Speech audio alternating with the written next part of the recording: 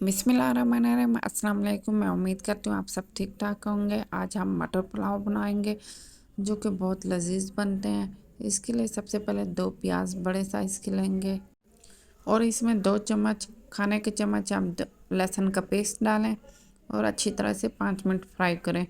और इसको ज़्यादा भूनना नहीं है, प्याज को वाइट वाइट रहने देना है। और इसमें 4 कप मटर डालेंगे और 4 पीसीस सूखी इमली डालेंगे और इसको खूब अच्छी तरह से फ्राई करेंगे। और इसमें थोड़ा थोड़ा पानी डाल के आप इसको भूनते जाएंगे ताकि हल्की सी ग्रेवी बने। अब इसमें 5 टुकड़े बादियान के फूल डालेंगे और अच्छे से इसको मिक्स करेंगे।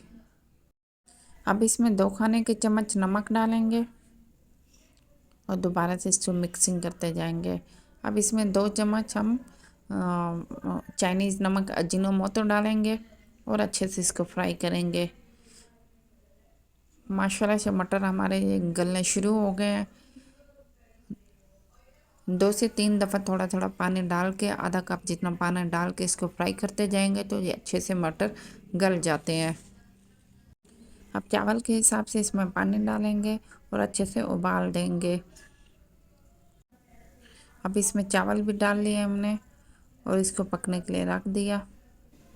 जब भी ऐसे पानी बॉईल हो जाए तो आप यहाँ पे नमक का अंदाज़ा कर सकते हैं, कम या ज़्यादा हो जाए तो आप और नमक डाल सकते हैं। चावल अच्छे से बॉईल हो गया। अब हम इसको दम लगाएंगे।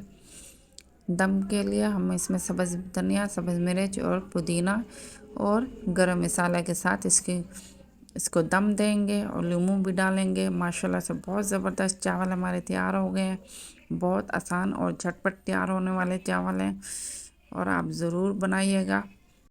आपको रेसिपी पसंद आई हो तो आप लाइक, शेयर एंड सब्सक्राइब और कमेंट्स ज़रूर कीजिएगा। अब हम न्यू रेसिपी के साथ मिलते हैं। तब तक के लिए अल्लाह हाफिज़। अपना बहुत ख्याल रखिएगा, दुआओं में याद रखिएगा।